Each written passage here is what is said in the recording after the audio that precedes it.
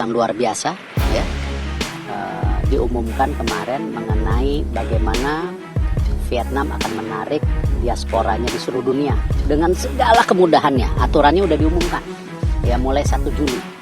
Jilat ludah sendiri, Vietnam baru-baru ini melakukan perubahan undang-undang kewarganegaraan demi bisa berjalannya naturalisasi pemain. Hal ini menjadi peluang agar bisa balas dendam ke Indonesia dan Malaysia. Simak beritanya di sini.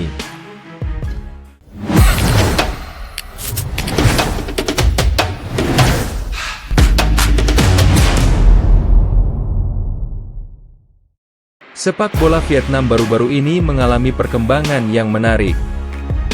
Penggemar olahraga itu di sana tampak mendapatkan angin segar setelah pemerintah mengesahkan revisi Undang-Undang Kewarganegaraan.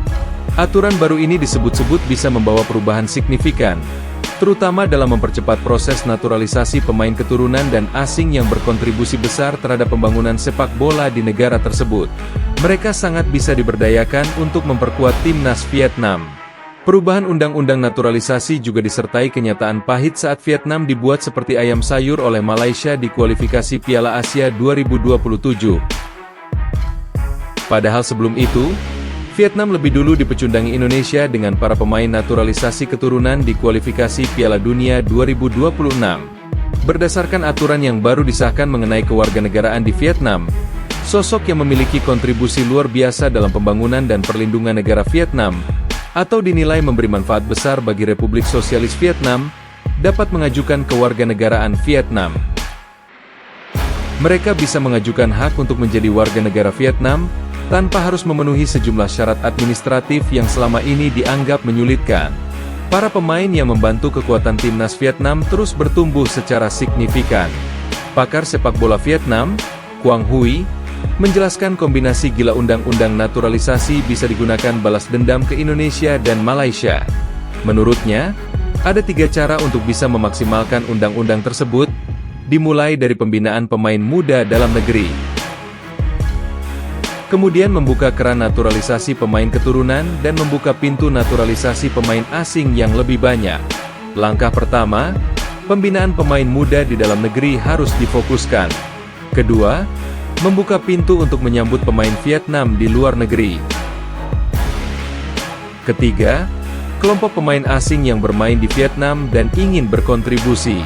Dengan cara tersebut, Vietnam tak hanya mampu balas dendam ke Indonesia, tetapi juga terhadap Malaysia. Itu merupakan cara terbaik bagi Vietnam berkembang.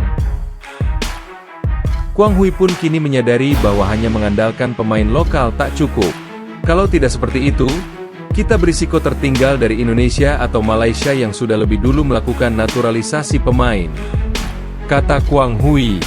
Ketua Umum PSSI, Erick Thohir menanggapi perkembangan yang terjadi di sepak bola Vietnam, kaitannya dengan program naturalisasi pemain keturunan mereka.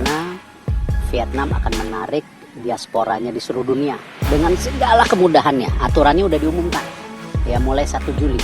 Vietnam sendiri bahkan sudah membuat terobosan melalui aturan pemerintahnya di tanggal 1 Juli. Mereka membuka naturalisasi sebesar-besarnya, mempermudah akses daripada para pemain diaspora Vietnam di seluruh dunia sekarang, kata Erick Thohir usai menghadiri sesi konferensi pers Piala Presiden 2025. Vietnam sendiri mempunyai diaspora yang cukup banyak di Amerika, di Australia, dan di Eropa. Jadi hal-hal ini memang sepak bola olahraga global saat ini, sambung Erick Thohir. Saat ini sudah ada beberapa pemain naturalisasi di skuad timnas Vietnam. Ada mereka yang memiliki garis keturunan seperti Jason Pendant, Dang Van Lam, atau Philip Nguyen. Namun, ada pula sosok seperti Rafaelson yang sama sekali tidak memiliki garis keturunan. Striker asal Brasil itu kemudian mengubah namanya menjadi Nguyen Xuan San usai menjalani proses naturalisasi.